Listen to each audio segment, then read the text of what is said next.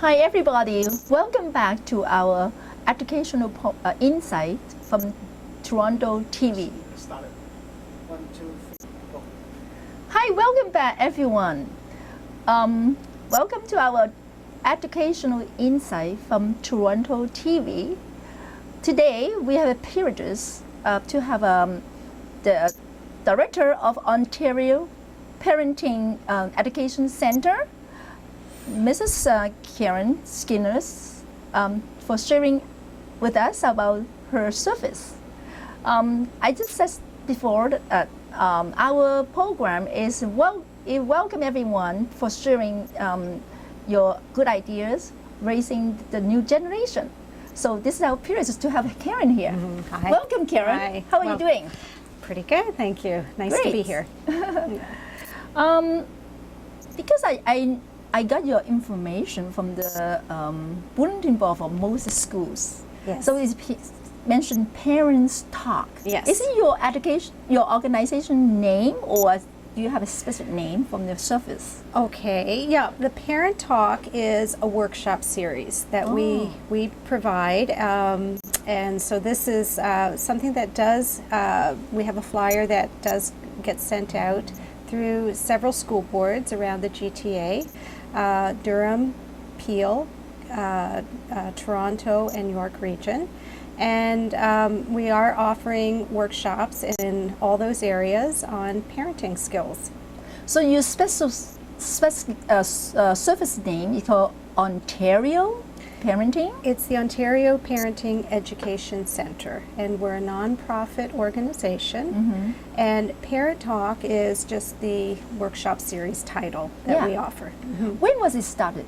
And can you share a brief history? Yeah, it's kind of we've been around for quite a while actually. My father, Stan Shapiro, began working on parenting and teaching parenting workshops and classes, parent study groups, way back in 1960s. So he started many, many years ago. And when we came to Toronto, he began providing, he did a lot of speeches around town. He did a lot of work with teachers, went to school boards all over Ontario. And I think it was probably around the middle of the 1990s that he decided to organize this this parenting organization, and really started to promote the idea that parenting was an important skill and something that parents really needed to have a place and a forum for learning about becoming skilled at parenting. And there really wasn't very much available, if anything available, for parents to learn about something like this. You know, it's a very, very important job, and parents realize that what they do is very, very important. They also realize it's very challenging at times, and it's something that we get no training for. We don't learn it in school, so what we learn on the job. And so we created this place where parents could learn more about parenting. Good. So your target group is not besides parents. Is any other target group for your service? Well, we really, with the Parent Talk, it's a focus on parents, but we also provide workshops for teachers. So we do go in and do some professional development workshops, and it's all connected with classroom management and handling behavior in the classroom and improving you know, the atmosphere of the classroom, the motivation of students, and working towards getting teachers and students to be more cooperative with each other. Good. And yeah. So how about children? Do you have any specific workshop for dealing with youth and teens, kind of? Not that we give workshops for children. We don't have workshops specifically that children attend, and we try and work with the children. Our focus is on parents. Parents and teachers. And teachers, that's right. Good. Yeah. Do you have a specific location for your office? And how about I'm just curious, like your financial support. Do you collect kind of workshop fee? Yeah, that's a good question. We are a nonprofit organization. We are located in Richmond Hill. Our office is, we have a small office right now, but our workshops are presented throughout the GTA. So we will present in an area, and we might have a workshop being held at a library or a community center or a school. So we try to make all the workshops spread out so that it's more convenient for parents and they can attend close to home. You also asked about our funding, and as I said, we're a nonprofit group. Our only funding is from the workshop fees that we collect so people attending the workshops do pay a very reasonable amount. It's not extremely expensive or anything. We try to make it very affordable, but that's our source of income. We don't receive any other funding. Oh. Yeah. Maybe it is the next step. You can apply some funding. Yeah, definitely. I'm curious, like, because your flyer regarding parents' talk or teachers' workshop always available at the most bulletin board of the school boards, like all the schools. I just wonder, do you have a contract, like running a specific topics workshop for the yearly around, or just by invitation? Do you know what I mean? I'm not sure. Okay, do you have a contract with the school Oh, board? a contract? No, we do not have any kind of contract. We're not really, we're not partners in a sense. We're not with school boards. The school boards have been very generous in terms of allowing us to send flyers out. So we might, but it is always up to the discretion of a principal whether they want the flyer to go home.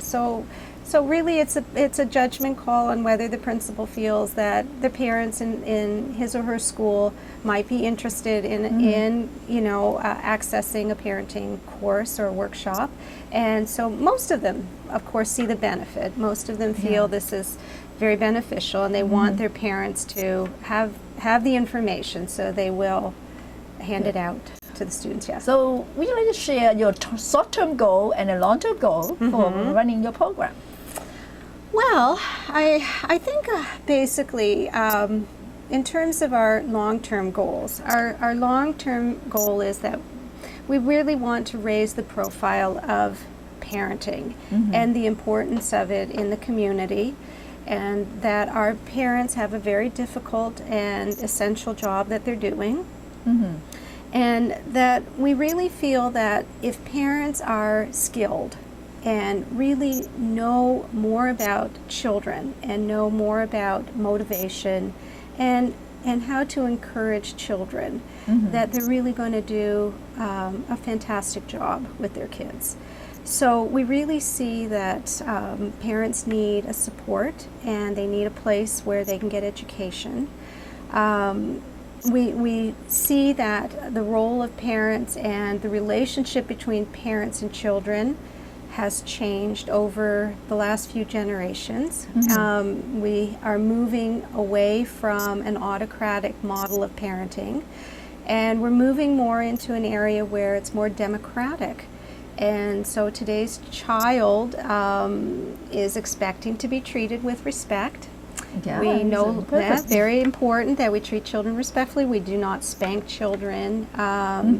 So parents need to learn skills. What should they do in terms of dealing with, let's say, misbehavior? Like parenting. With the parenting, how do we handle misbehavior? What if a child isn't listening?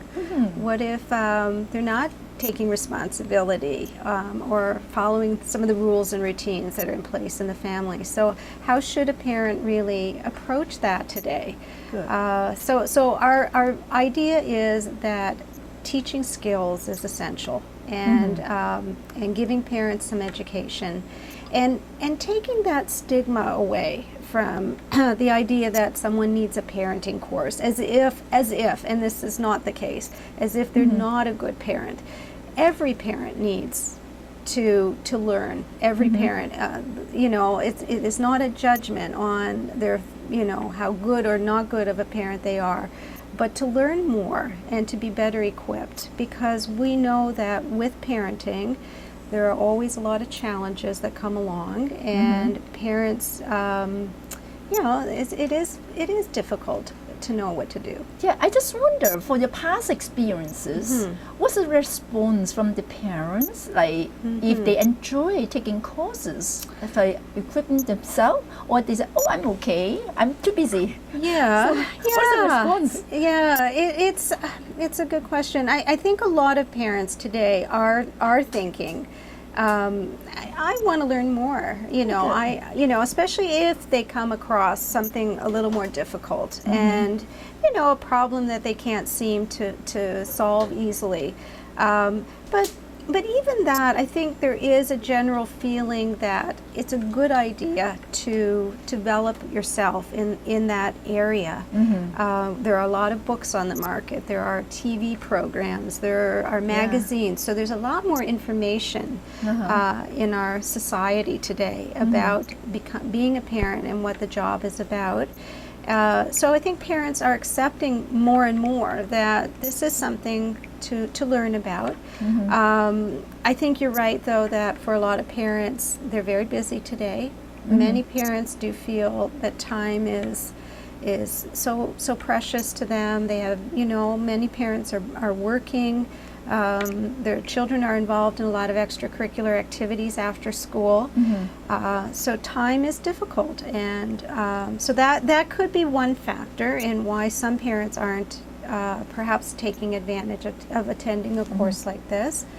You know what, Karen? You bring back my good memories. I think I have in your workshop, kind of one of the workshops for the parenting. Yes. Because I was maybe I was in the PAC meeting for my students' school. Yeah. I don't know if we got a subsidy from the school or school board. Then we are encouraged to join kind of workshop. Right. I think it's a wonderful ideas. So you should approach the school board. Yeah. Right? So get some subsidies or kind of a program for the parents. Yes.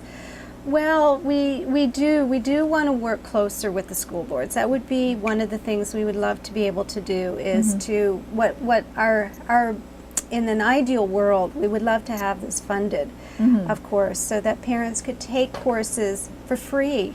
And that a course would be right in their neighborhood, so they could really access it very easily. So we are looking at some ways of trying to make that happen. We have a few proposals out there that we're working on, and hoping that in the next year or two we might be able to get a little bit of improved access and funding, so that parents might be able to take the courses. But we're not there yet. We're working on it. Yeah, it's a long-term goal, right? Yeah, that's right. I just wonder, like, based on your regular workshop experiences, like, what are the most popular topic from the parents? I saw you some books, like, can you share with us? I would say the most popular topics, probably the number one most popular topic is, what do I do when my child misbehaves?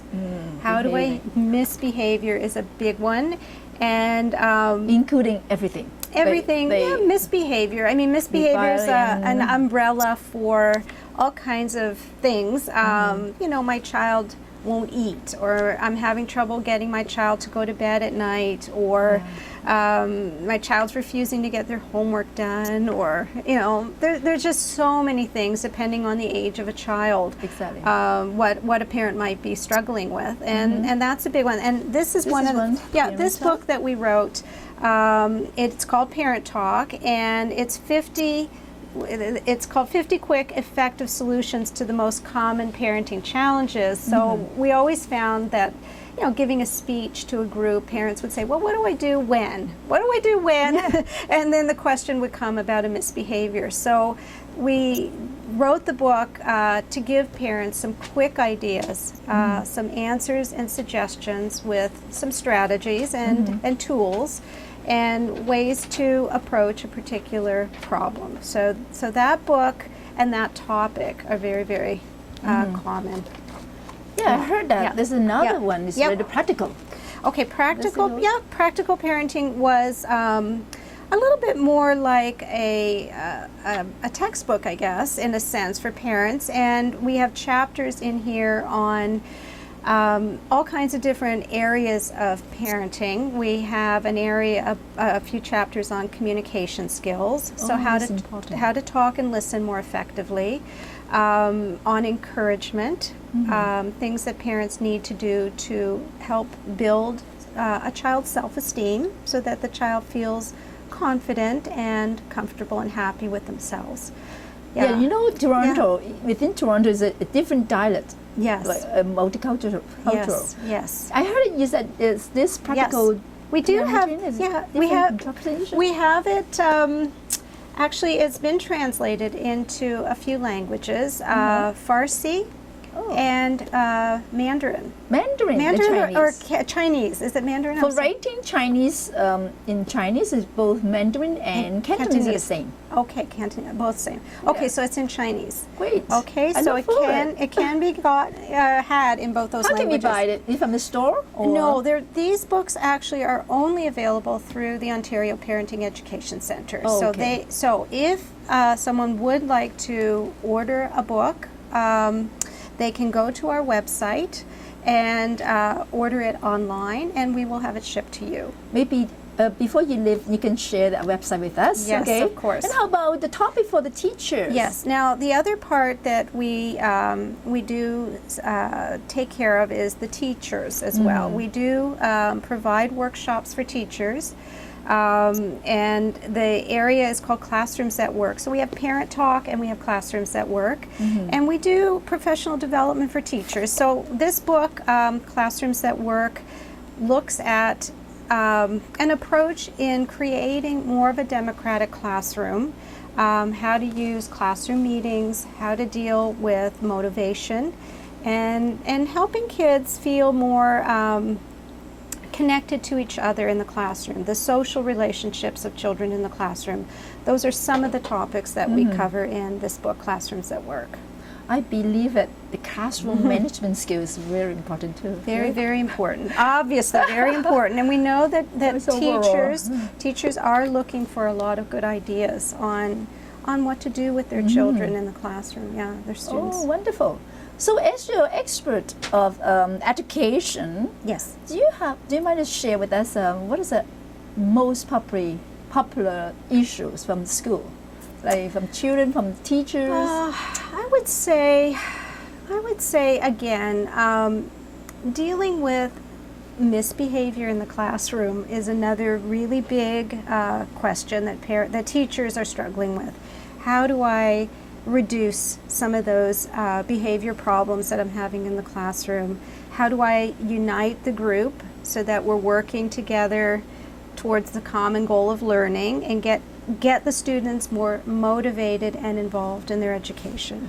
So overall, the issue come back, is it because of the schooling? Is it the curriculum, the kind of homework too difficult for the kids? Or because of the communication between parents and children, a lack of communication, lack of love from family? Why is the always have misbehavior happens? Well, first of all, I wouldn't say there's always misbehavior in classrooms. I think there's a lot of classrooms that have great classroom management happening, and kids are working well and doing very well in school. I think that there are many, many reasons why a child might misbehave, and it's not really a quick answer. Some children, for some, there are academic issues, meaning that the curriculum, as you said, is difficult for some students, and they struggle academically, and that can set in motion some behavioral problems as well. For other students, sometimes some issues come from the fact that there's been some pampering in the home, for instance. And they've been pampered to a large degree at home, and when they get into school, and there's a lot expected that they have to work and follow rules and routines at school, and they haven't had a lot of experience with that at home in their family. So it's a challenge for them, and they're not fully prepared. So that's one of the ways that we'd like to get parents and teachers working together. Ideally, the parents and teachers would work together with common strategies, common goals, and that there would be kind of a smooth, a universality, I guess, between the way parents and teachers are working together for the benefit of a student. Yeah. So through your service, most of the kinds of the high school parents or elementary, they ask for help? Most of our parents, I would say, come from the elementary level, Elementary. but we do also offer a course called Parenting Teens, and so for that particular workshop, we always get the high school parents coming out for that. Yeah. I think it's a good idea for parenting Yeah. teens. Teens, yeah. They had Well, teens- transition, right? Teens is a very challenging period of life. It's a long time. I mean, it starts earlier, it seems, than ever. Parents sometimes say to me, you know, my 9 or 10-year-old seems to be going through adolescence already, very early. So it does last a longer time, and it's more challenging. Kids are, when they're teens, are starting to separate more from their parents and becoming more of their own selves. They're individuating. Independent, right? They're independent. They Yeah. want independence, and there's a little bit more of that resistance to authority, a little, at times more rebellion at times. Yeah. And so parents have to deal with, loosening some of the bonds, giving their children a little bit more responsibility, a little bit more freedom. And it's an adjustment, As a specialty you are, do you feel, you just said the preparation teens, the transition from the elementary to high school, or even the high school to university, do you feel the curriculum is a big gap between like grade 8 till high school grade 9? Overall, do you think it's okay, or a big gap? It should be a little bit rearrangement for the curriculum. Do you know, I don't know if I can really comment on the curriculum, because I think you need to know more about, I don't know specifics about what they're doing in grade 8 and versus grade 9, and whether that leap is adequately paved, or if there's some difficulty, because it isn't really my specialty, actually, with the curriculum of the school. I know, though, that a lot of children, when they leave elementary and go into high school, there are changes. One of them is the curriculum becomes a little bit more challenging. The other is they're more independent and expected to take care of more of their time management on their own. They don't have a teacher overseeing them the way they did in grade 8 and in elementary. So there's a big change that way. And That's why I'm curious, like if you get any kind of concern from the parents, ask for help regarding their children need help from like the preparation for the high school or university. I think it's an interesting topic. It is. I honestly, though, don't get parents asking me that question. I don't honestly get that So maybe question it's okay. presented. So either they're approaching other sources for help with that. Maybe if they're thinking that my child isn't ready academically, they're looking for some kind of support with tutoring, extra courses, summer programs to get them, up to level. Because I have children have go through this. I have a younger one is like facing these challenges. He's grade 8 this year. Okay. He's going to be grade 9. Okay. But for the curriculum, I noticed that as the high school, the expectations are a little bit higher. Not this, a big kind of a gap. Okay. I would like to recommend is the school board, they have to look into it. Yes. Is it smoothly, To get them ready. Yeah, that's my expectation. So that's your concern. Yeah, my concern. You're a little concerned about him going into high school next year. Yeah, for overall, it's more smoother than is otherwise they're scary of those newcomers for the secondary school, right? So tough. That's why I heard so many drop out from the grade 10, in grade 10 more. Because after grade 9, they experience, oh my God, so difficult. Especially math, science, because it's big gap from the elementary. Right. So that's why dropouts happens. school boards that they have a strategy, but anyways, we look Yeah. forward to having. It's because, of course, every parent worries. I think every parent worries about some of these kinds of bigger problems, and we look at dropout rates, and it's scary to see the high dropout rate that we are dealing with in high school, and certainly that is something that, whether it's strictly an academic problem and that the students are not prepared for a curriculum, or whether it's other factors that play a part in why a student decides they're not going to continue. So You just mentioned factors. I'm interested. Like, you're expert in parenting, that means overall education. I just wondered, do you know there's any survey or research from different school boards at GTA, like regarding how to assess or review the overall developmental of the children, like especially high school? I don't think there is an assessment that people, I mean, there's, in terms of learning, we have the EQAO that they do. How do you like EQAO? How do what? How do you like EQAO How do I- system for measurement?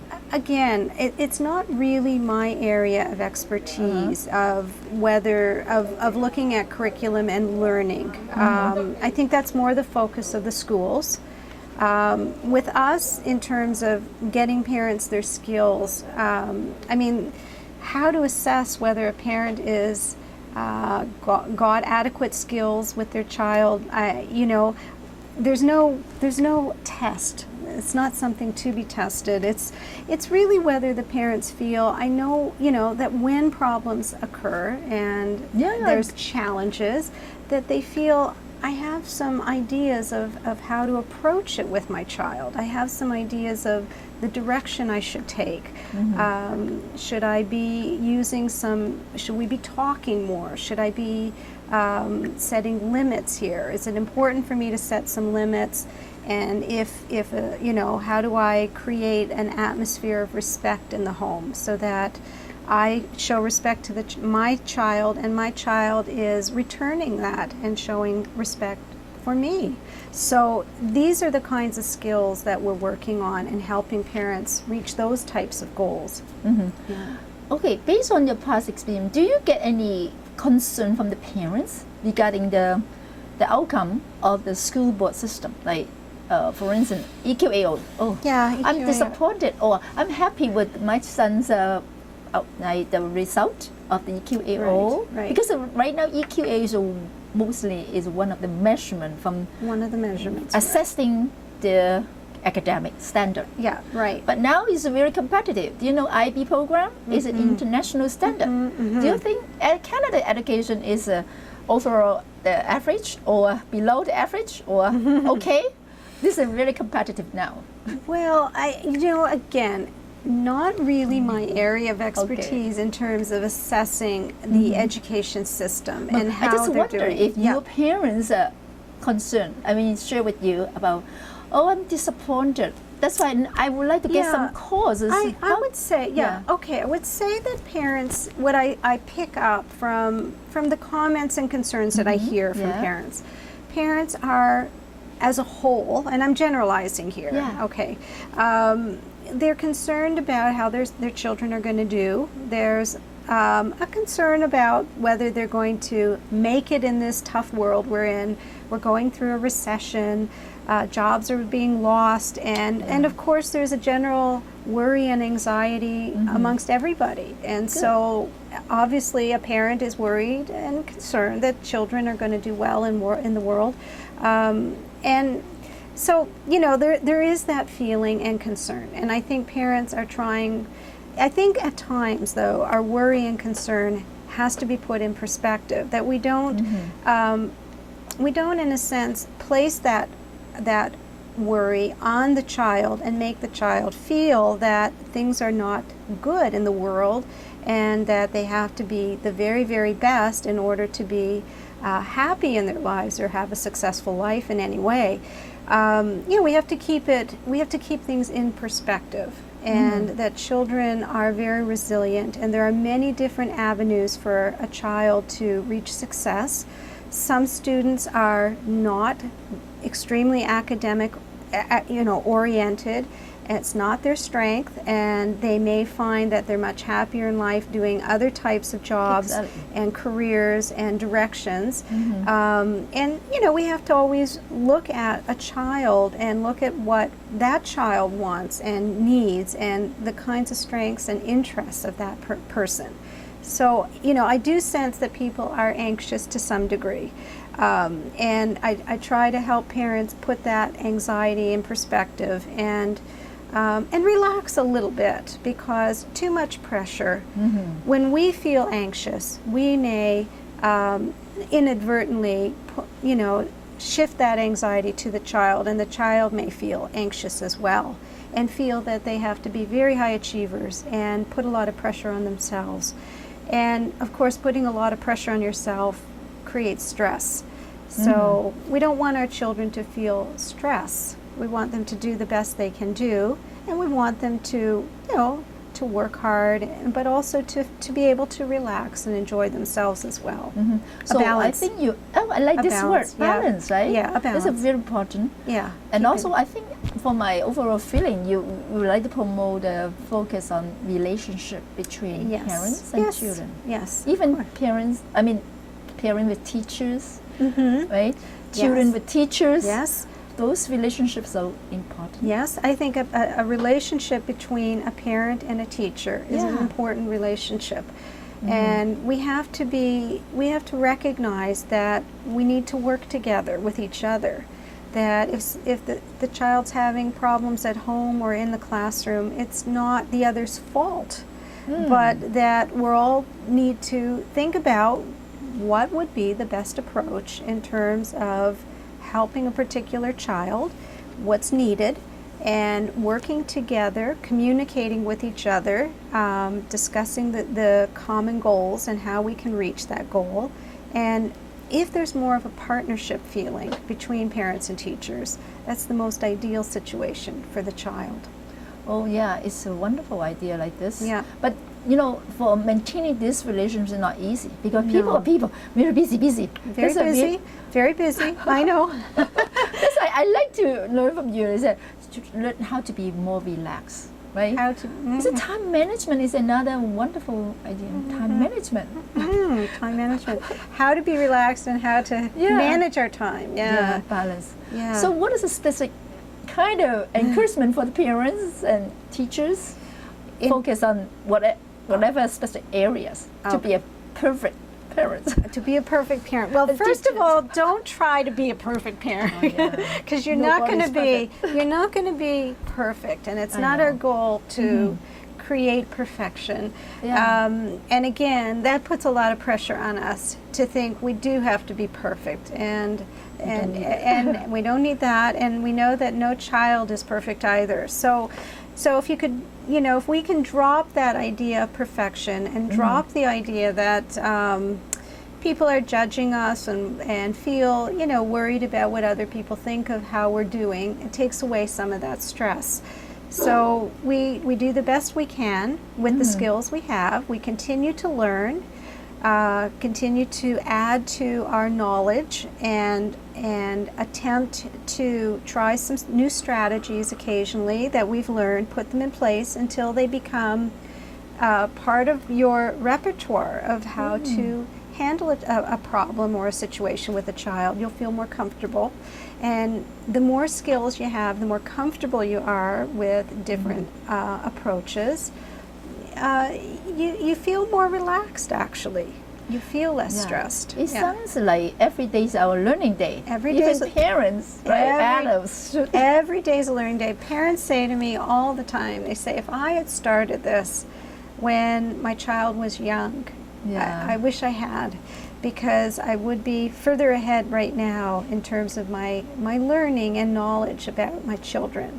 So it's a good idea if you're planning a family or you have a very young child to begin early to learn. How many children have you? I have two daughters. Two daughters. My oldest is 21, and I have a 17-year-old, my younger. So you're very experienced. Yeah. Do you face any challenges or satisfaction go through, the parenting? Yes, of from course. the family? Of course. Can you share with us? Of course. I like to tell people in my workshops that I don't have perfect children, and I've certainly experienced everything that they've experienced. I'm a regular parent just like them, and my children have misbehaved in all kinds of different ways at different times of their lives. But the thing that I found to be the essential part is, like you said, this ongoing learning. So even though I've had the typical problems that everybody else has experienced, the thing that I found has been helpful is having kind of a base of knowledge, how to understand the problem, what the problem's really about, and the direction I should take. So if I'm, dealing with, I remember one time when my daughter was in the 2nd grade, for instance, she was dawdling every morning, and we were late for, I was under stress to get her to school. She wasn't getting ready on time, and was getting angry in the morning, and we were getting into kind of power struggles with each other about getting her to hurry, and she didn't hurry. And it was really stressful and difficult for me at that point. She was 7 years old, and then, but stepping aside, stepping back, and looking at it, I realized, we're having a power struggle. I need to extricate myself from the power struggle. Let her be more responsible for getting ready for school.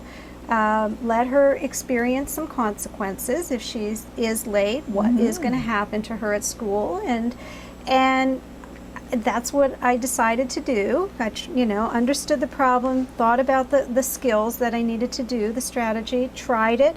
Within a week, she had become much better. We had no arguments after that. She was late for school a couple of times, and experiencing that lateness had an impact on her. And, Karen, I really like this experience because for especially our culture, I'm Chinese. Yes. Like, I think overall the parents are overprotective. Yes. They didn't. I like the idea. Let them learn the consequence. That's right. Right. Relax. Be relaxed. Okay, if you're late, you don't mind. Fine. Then you know what's the result, right? If you're late, you're late. Yeah. But hearing from the different culture, right? Especially our Chinese, no, there is anxiety and push. Make sure that the children not get in trouble. Right. Because they protect them. Right. Away from the troublesome. Right. Now, what you're talking about, and we do talk a lot about this in one of our workshops, is the idea of the pampering of children. Oh, yeah. The overprotecting and not letting them experiencing some of the problems and difficulties that come if they're from their choices. Exactly. And when we do too much of that, actually, it's a problem. It is a problem because so we have to be respectful. Respect the choices. Yeah, we do. We have to let the consequences happen when children make choices, and consequences, like a natural consequence or a logical consequence at school.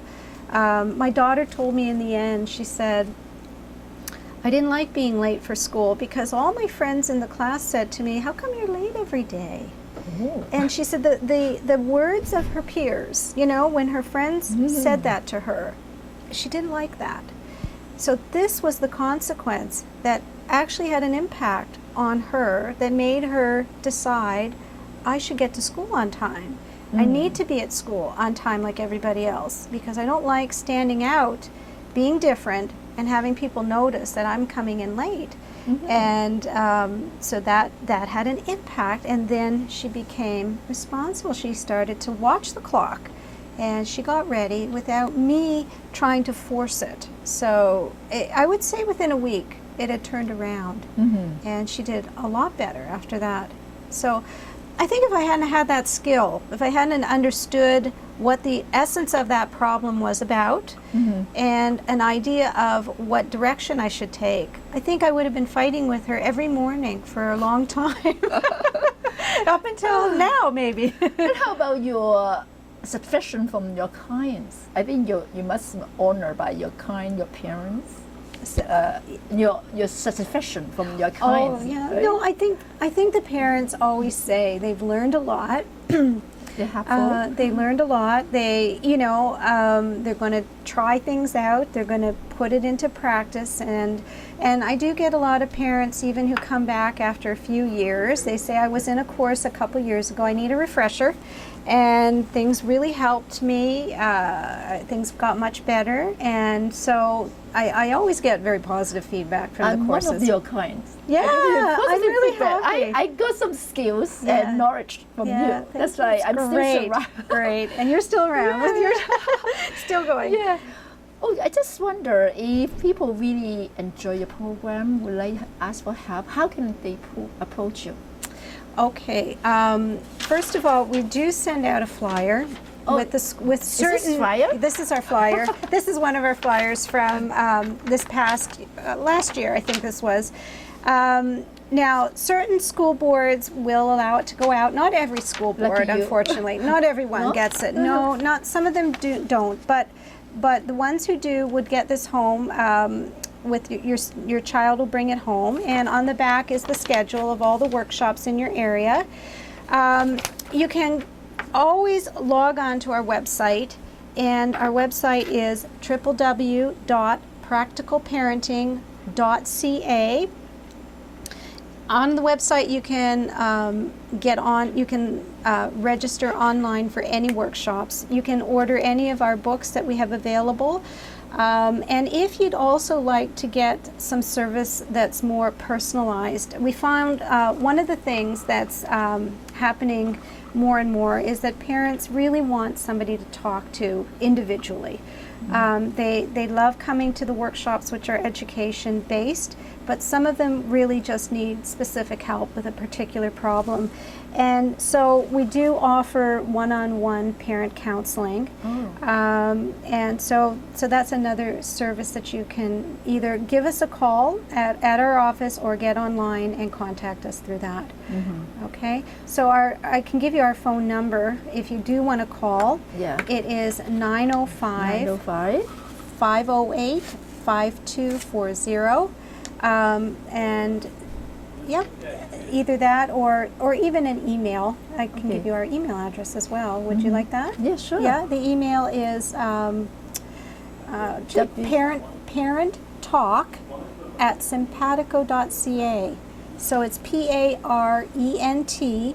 PARENTTALK, all one word, at simpatico.ca.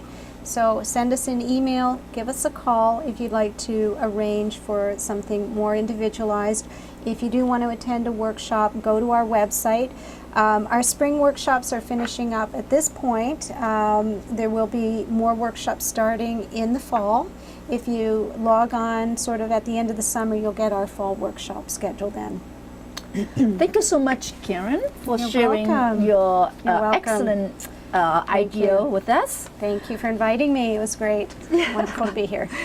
Actually, ladies and gentlemen, we have just have an interview with the director from the Ontario Parenting Educational Center, Karen Skinnerless. Oh, I learned a lot from her, especially some simple wording like consequence. Yeah. Let the children learn the natural consequence. Yes, very good. Don't be too overprotective, right? Right. Good, And I good. like to learn from one thing is stay calm. Is it Yes, right? It's very yes, important. very right? important. Stay calm for both sides. Yes, Right? yeah. Because Keeping if your you cool. Yeah, if you stay calm, then you get ideas. How do we solve the problem? Yeah. Yes. And one more thing is how to do as parents is that how to release our stress, right? Yes. Time management and stress management Yes, skills. yes, yeah. Good. It's a non-stop learning. It's every day is our learning day, Yes, right? So very much. don't give up. If you have any problems, stay calm. Contact Karen. So the website again is www.practicalparenting.ca. Practicalparenting.ca. Thank you very much, and see you next time. Great. Thank you, Carol.